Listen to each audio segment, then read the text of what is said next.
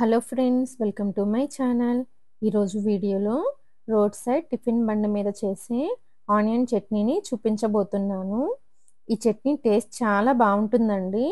అందుకని టిఫిన్ బండి వాళ్ళని చట్నీ ఎలా చేయాలో అడిగి నేను ట్రై చేసి మీకు చట్నీ రెసిపీని షేర్ చేస్తున్నాను. చాలా బాగుందండి. ఇక లేట్ చేయకుండా ఆనియన్ చట్నీని ఎలా చేయాలో వీడియోలోకి వెళ్ళి చూసేద్దాము.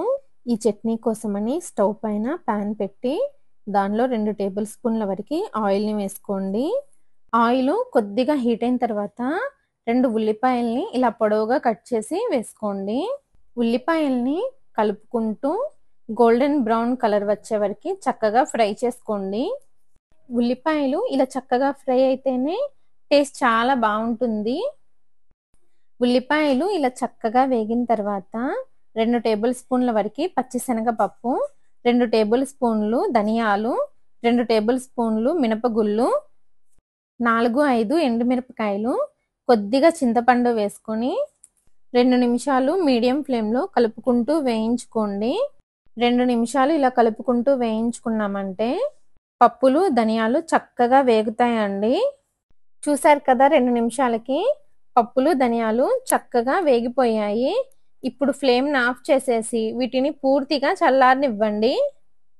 ఇవన్నీ పూర్తిగా చల్లారిన తర్వాత మిక్సీ జార్లోకి తీసుకోవాలి. ఇప్పుడు రుచికి తగినంత ఉప్పు, గ్రైండ్ చేసుకోవడానికి తగినన్ని వాటర్ వేసుకొని చట్నీని బాగా మెత్తగా గ్రైండ్ చేసుకోవాలి. చూసారు కదా, ఇలా మెత్తగా గ్రైండ్ చేసుకున్న తర్వాత ఈ చట్నీని ఒక గిన్నెలోకి తీసేసుకోండి.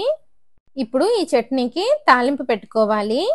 తాలింపు కోసమని స్టవ్ పైన తాలింపు గిన్నె పెట్టి దానిలో 1 టేబుల్ స్పూన్ వరకు ఆయిల్ వేసుకొని నూనె వేడైన తర్వాత 1/2 టీ స్పూన్ ఆవాలు, 1/2 టీ స్పూన్ పచ్చిశనగపప్పు, 1/2 టీ స్పూన్ జీలకర్ర, 1/2 టీ స్పూన్ మినపగుళ్ళు, 1 ఎండుమిరపకాయని ఇలా చిన్న ముక్కలుగా కట్ చేసి వేసుకోండి. తర్వాత తాలింపుని బాగా ఫ్రై చేసుకోవాలి. తాలింపు వేగిన తర్వాత కొద్దిగా కరివేపాకు వేసుకొని బాగా కలుపుకొని ఈ తాలింపుని గ్రైండ్ చేసుకున్న చట్నీలో వేసుకొని బాగా కలిపేసుకోవడమే. చూసారు కదా, చాలా టేస్టీగా ఉండే ఆనియన్ చట్నీని. ఈ చట్నీని మీరు కూడా తప్పకుండా ట్రై చేయండి. ఈ ఆనియన్ చట్నీ ఇడ్లీ, దోశ, ఊతప్పం, పునుగుల్లోకి చాలా బాగుంటుంది.